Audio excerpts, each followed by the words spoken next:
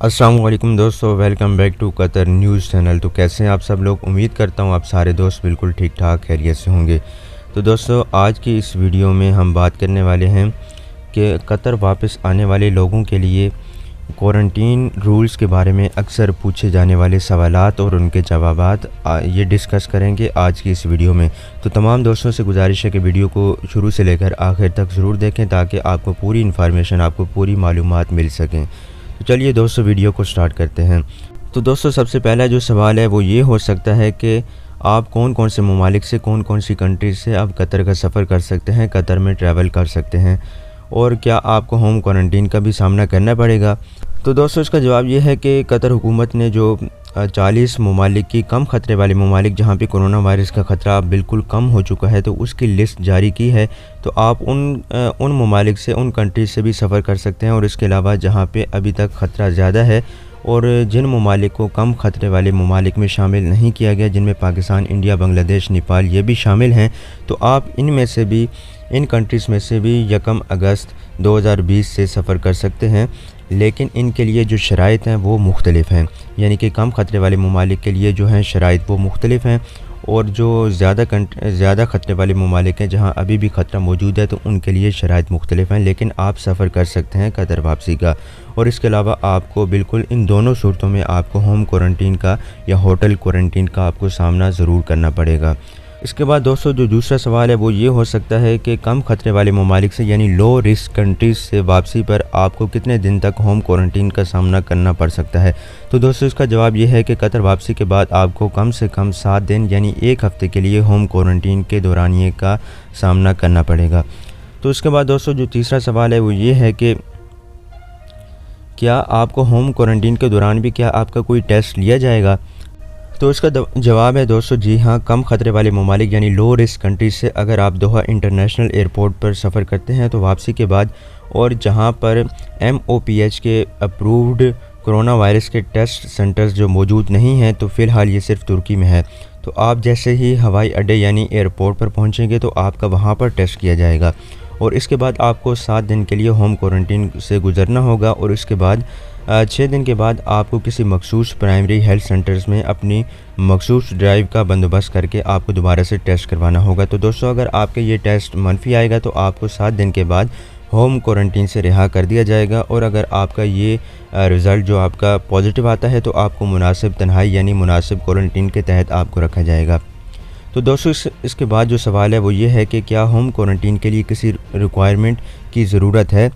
तो दोस्तों, इसका जवाब है कि जी हाँ, होम क्वारंटीन के लिए 10 उसूल हैं जिन पर आपको अमल पैरा होना बिल्कुल ज़रूरी है। नंबर 1, जब आप अपने कमरे में बंद हो जाते हैं तो आपकी बाकी फैमिली के साथ आपको कोई मेल जोल नहीं रखना होगा, और आपको अपने कमरे और मुंसलिक बाथरूम के दस्तयाबी के साथ आपकी रिहाइश में मुनासिब हालात होने चाहिए।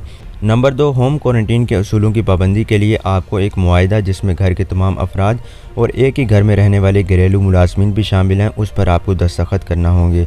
नंबर 3, अराइवल आपको पहुंचने से पहले प्रवास में एक छोटी सी वीडियो ज़रूर देख लेनी चाहिए, और होम क्वारंटीन से मुतल्लिक आपको इन्फॉर्मेशन का जायज़ा लेना चाहिए।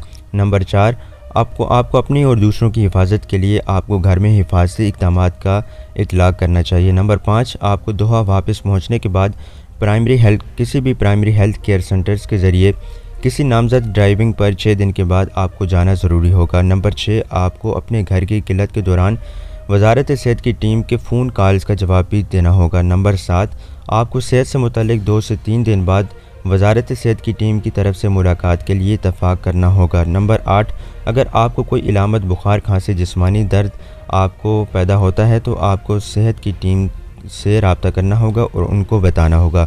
नंबर 9, आपको एहतराज़ ऐप डाउनलोड करना होगा। नंबर 10, आपको घर में रहते हुए क्वारंटीन के दौरान किसी भी बाहर से आने वाले मेहमान से मुलाकात नहीं करना होगी। तो दोस्तों, इसके बाद जो अगला सवाल है वो ये हो सकता है कि जब मैं कतर वापसी का सफ़र करूंगा, कतर में पहुंच जाऊंगा, तो क्या मेरे एहतराज़ की हैसियत तब्दील हो जाएगी। तो इसका जवाब है दोस्तों, जी हाँ।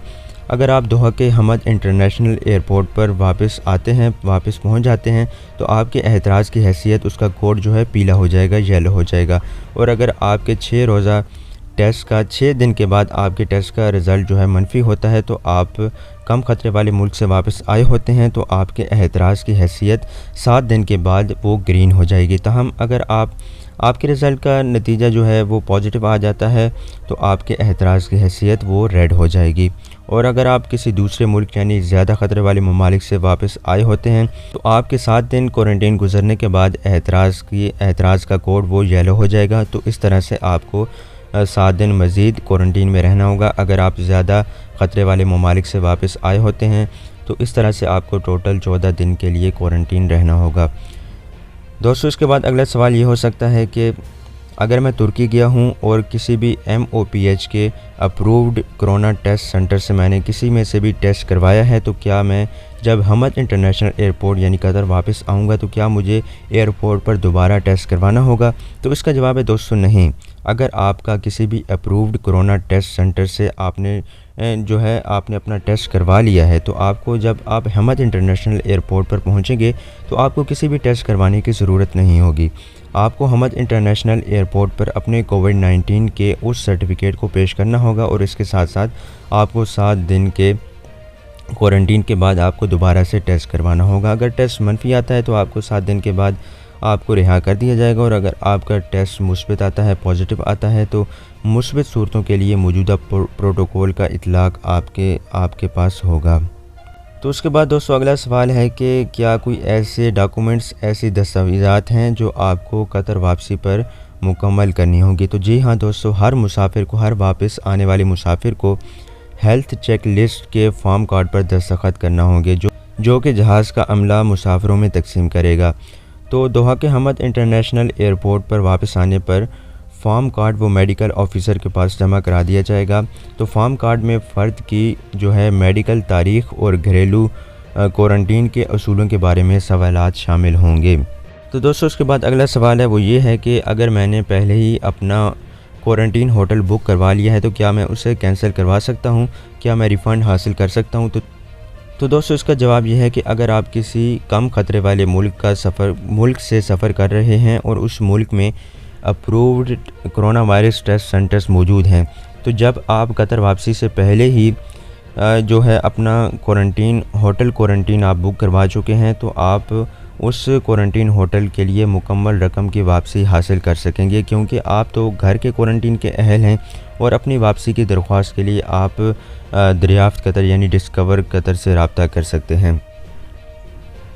दोस्तों उसके बाद अगला सवाल है कि अगर आप किसी ऐसे मुल्क का सफ़र कर रहे हों जो कि कतर की कम ख़तरे वाली फहरिस्त यानी कम ख़तरे वाले ममालिक की लिस्ट में शामिल नहीं है तो क्या आपको रोका जा सकता है?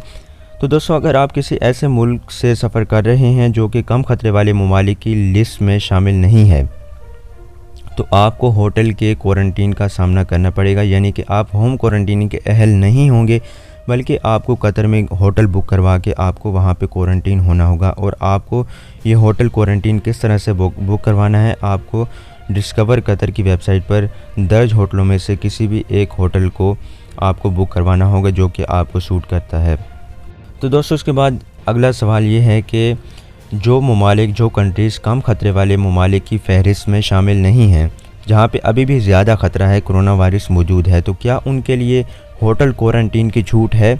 यानी कि क्या वो होटल क्वारंटीन से बचकर होम क्वारंटीन कर सकते हैं? तो दोस्तों इसका जवाब है जी हाँ, बिल्कुल ऐसे लोग हैं जो सफ़र से वापस आने वाले दर्ज झेल ऐसे लोगों की लिस्ट बनाई गई है कतर हुकूमत की जानिब से, वो चाहे वो कतरी हों या गैर कतरी हों या एक ही घर में रहने वाले या उनके फैमिली मेम्बरान या उनके साथ वापस आने वाले उनके घरेलू मुलाजमीन भी शामिल हों, तो वो घर के क्वारंटीन के अहल हैं, ना कि होटल के क्वारंटीन के।